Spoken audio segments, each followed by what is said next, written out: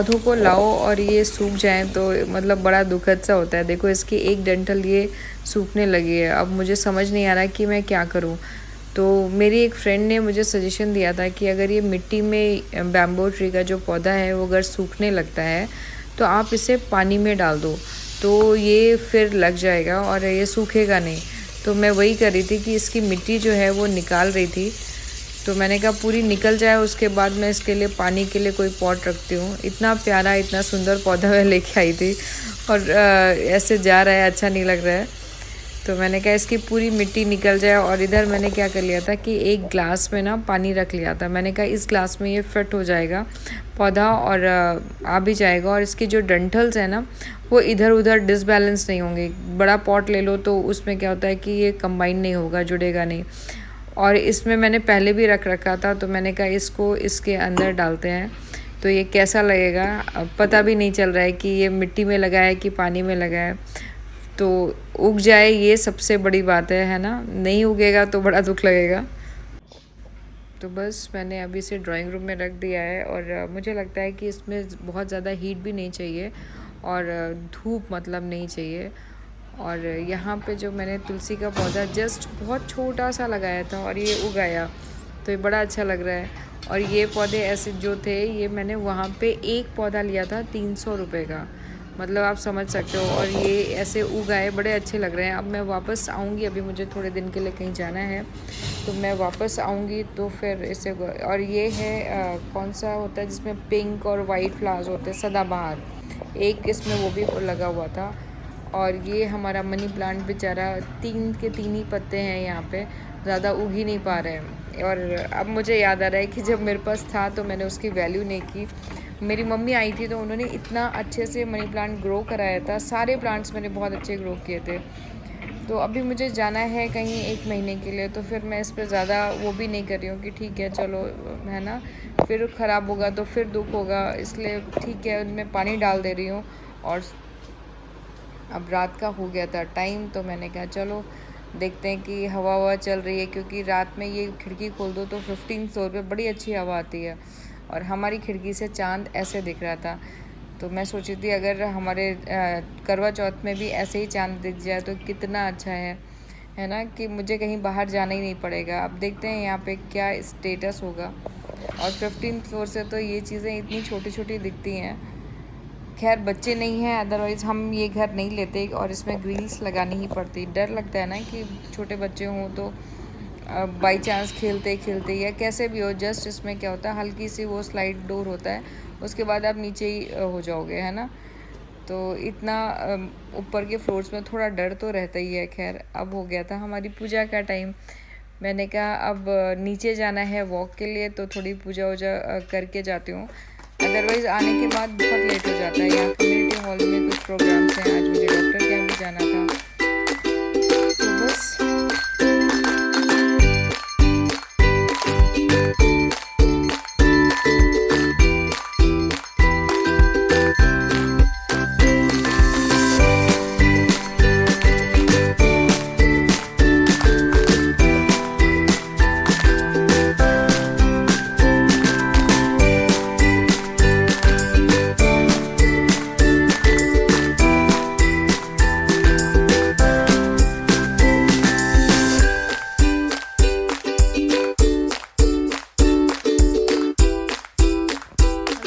Welcome back to my channel. और कैसे हैं आप लोग। आज मेरा व्लॉग नहीं गया, मेरे दांतों में इतना ज़्यादा पेन था, मुझे मतलब होता है पता ही नहीं चला कि इतनी प्रॉब्लम भी होती है। क्योंकि वहाँ पे क्या था कि नॉन डॉक्टर्स थे, तो कुछ भी प्रॉब्लम होती थी खटाक से पहुँच जाते थे। यहाँ पे 4-5 लोगों से पूछ चुके हैं, सोसाइटी में भी हैं, बट मुझे लगता है कि मेरी प्रॉब्लम थोड़ी सी सीवियर है। मेरे दांतों में जो दाढ़ होती है ना उसमें क्रैक आ गया है, तो वो क्रैक में मुझे थोड़ा सा डर लग रहा है कि मतलब मैं सेकंड चांस नहीं लेना चाहती कि किसी ने कोई फिलिंग गलत भर दी तो वो दांत पूरा टूट जाएगा। तो थोड़ा सा एक्सपर्ट डॉक्टर की ही वो चाहिए मुझे, और 1-2 दिन में ट्रीटमेंट होना ही चाहिए, नहीं तो बहुत मुश्किल हो जाएगी। तो होता है ना कि जब आपको पेट में दर्द होता है तो आपको लगता है कि नहीं नहीं पेट का दर्द ही सबसे ज़्यादा होता है, जब दांत में दर्द होता है तो लगता है दांत, तो मतलब जब जो प्रॉब्लम आपको आती है तो लगता है कि ये ही प्रॉब्लम सबसे बड़ी है। पर सीरियसली दांत की प्रॉब्लम मतलब नेक्स्ट लेवल है। कुछ भी खाने में इतना ज़्यादा पेन हो रहा है, आपको मेरे चेहरे से भी लग रहा होगा। तो खैर वॉक पे जाती हूँ, फिर वापस आके आप लोगों से मिलती हूँ। स्लीपर नहीं पहनते आप लोग? क्यों? नवरात्रि में स्लीपर नहीं पहनते? बड़ी बात है। हाँ, तो पूरे 9 दिन स्लीपर नहीं पहनोगे? घर में भी नहीं, कहीं पे भी नहीं? विकास आएंगे तो फिर मैं एक बार डॉक्टर को दिखाने जाऊंगी, और इससे पहले मैंने सोचा थोड़ा वॉक कर लेती हूँ, क्योंकि आने के बाद क्या स्टेटस होगा पता नहीं। तो यहाँ कम्युनिटी हॉल से काफ़ी आवाज़ें आ रही थी, तो मैंने कहा जाके देखती हूँ। तो रियली मतलब होता है ना कि फिर वहाँ से हिलने का मन ही नहीं हुआ। मेरी वॉक बिल्कुल ही ख़त्म हो गई थी। और ये देखो सामने जो एक छोटी सी बच्ची है, इतना अच्छे से डांस कर रही है, मतलब फुल्ली सेलिब्रेट कर रही है। उसकी मम्मी जो है बार बार पकड़ रही है, लेकिन वो अपना पूरी तरह से, मैं बहुत चीज़ें कैप्चर नहीं कर पाई थी, लेकिन सच में इसको देख के इतना अच्छा लगा कि वाकई बच्चे जो होते हैं एकदम साफ दिल के होते हैं। उनको ये नहीं पता होता कि कौन सा फेस्टिवल हिंदूज़ का है, कौन सा मुस्लिम, कौन सा किसका है, और ये सेलिब्रेशंस पे बिलीव करते हैं। तो वाकई बंगालीज़ का ये फेस्टिवल बहुत ही स्पेशल है। मैं कोलकाता में भी रही हूँ, वहाँ पर तो बहुत ही बड़े लेवल पे होता है। खैर, और ये फेस्टिवल होता है बंगालीज़ क्यों मनाते हैं, क्योंकि बोला जाता है कि जो राम जी ने रावण पे विजय की थी, वो जो है जब उन्होंने देवी दुर्गा और काली माँ की आराधना की थी, उसके बाद ही उनको रावण पे विजय प्राप्त हुई थी। तो इसीलिए इस फेस्टिवल को ये लोग दुर्गा माँ के उसके स्पेशल से मनाते हैं। और ये शायद जो रखा था इसे बोलते हैं ढाक। और इनका जो डांस करके होता है ना कि ये लोग धुनी निकालते हैं। तो धुनी कैसे निकालते हैं, ये जो नारियल का छिलका होता है, उसमें कैम्फर जला के उसमें आग लगा देते हैं, और उसको ऐसे ना हवा देते हैं, जिससे कि पूरी तरह से इसमें धुआं आने लगे। तो ये तो मैंने वहाँ पे भी सीखा था, और मैं भी कभी कभी करती हूँ रात में, जब मुझे थोड़ा सा लगता है कि हाँ घर में धुनी या ये सब करना चाहिए, तो मैं करती हूँ वीकली 1 या 2। तो इससे देखो पूरी तरह से धुआं जा रहा है। और इसमें क्या होता है, जब आग लग जाती है तो इसके ऊपर एक प्लेट रख देते हैं, जिससे कि पूरा धुआं ही धुआं आ जाता है।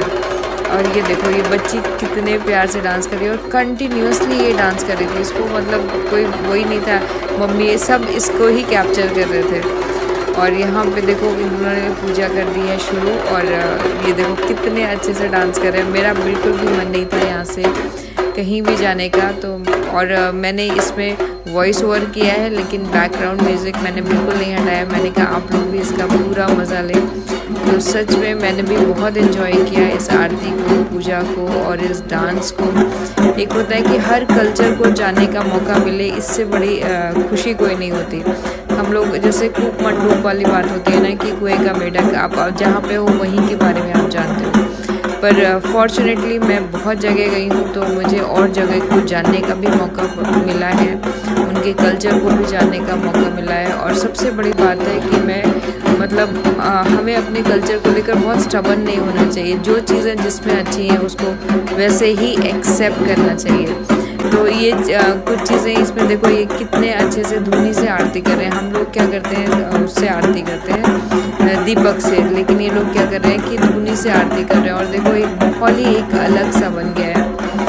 तो कोई मतलब सबके पैर ऐसे थिरक रहे हैं इसी वाइब्रेशन में। कोई म्यूज़िक नहीं है, कोई बॉलीवुड म्यूज़िक नहीं है, बट एक माता की जिसे कहते हैं शक्ति ऐसी चीज़ है कि जिसपे सबके पैर थिरक रहे हैं। उस आराधना को सच में नतमस्तक हूँ मैं कि। और देखो ये पूरा इन्होंने ग्रुप बनाया है और ये डांस कर रहे हैं, तो बहुत इन्जॉय किया मैंने। और इसके बाद मुझे बोलने में थोड़ी तकलीफ़ हो रही है, क्योंकि मेरा दांत का ऑपरेशन हो चुका है इस समय। मुझे इसमें कुछ भी कट करने का मन नहीं हो रहा है, क्योंकि भले ही लोग इसमें इंटरेस्ट कम लें, लेकिन मैं इस ब्लॉग को पूरा कंटिन्यू करना चाहती हूँ एज अ मेमोरी। हमेशा मेरी लाइफ में ये रहेगा कि मैंने ये पूजा देखी है। हालांकि मैं कोलकाता में थी, तो मैंने इतना क्योंकि वहाँ पे इतना क्राउड होता था कि आपको इतना पास तक देखने का मौका ही नहीं मिलता था, इतना क्राउड होता था। तो यहाँ मैं थोड़ा पहले पहुँच गई थी और मुझे ये सब देखने का सौभाग्य मिला, सीरियसली सौभाग्य बोलेंगे, क्योंकि किसी के कल्चर को जानना इतना आसान नहीं होता है कि आप इतनी डेप्थ में जाओ, समझो, सीखो और उसको एंजॉय करो। सीरियसली वही एक जिसे बोलते हैं एक डाइवर्सिटी है।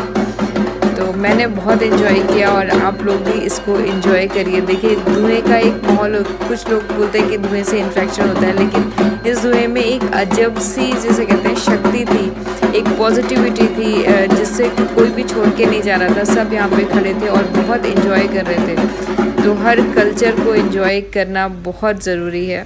कास के साथ मैं आ गई थी हॉस्पिटल मेरे दांत के ट्रीटमेंट के लिए। तो मतलब उस समय तक एक ही हॉस्पिटल यहाँ पे खुला था, डेंटल क्लिनिक। तो यहाँ के डेंटल क्लिनिक की तो हालत इतनी ख़राब थी, इतना ज़्यादा मतलब डस्ट और ये सब था। तो विकास ने बिल्कुल मना कर दिया। फिर भी हमने एक कंसल्टेशन के लिए पूछ लिया कि भाई ज़्यादा दिक्कत है तो हम इमरजेंसी में जाएंगे, नहीं तो फिर ठीक है कल तक का वेट करेंगे। तो खैर, तो फ्रेंड्स मैं अपने ब्लॉग को यहीं पे एंड करती हूँ। ये बहुत लंबा ब्लॉग चल रहा था और मेरे इसमें देखिए अभी भी स्वेलिंग आ रखी है। तो बस अभी से ज़्यादा कंटिन्यू नहीं करूँगी, क्योंकि दुर्गा पूजा निकल जाए फिर दुर्गा पूजा का ब्लॉग डालूँ तो अच्छा नहीं लगेगा। तो बस इसी के साथ मैं अपने ब्लॉग को एंड करती हूँ। अगर आपको अच्छा लगे तो please like, share and subscribe ज़रूर करिएगा। Thanks for watching, bye bye.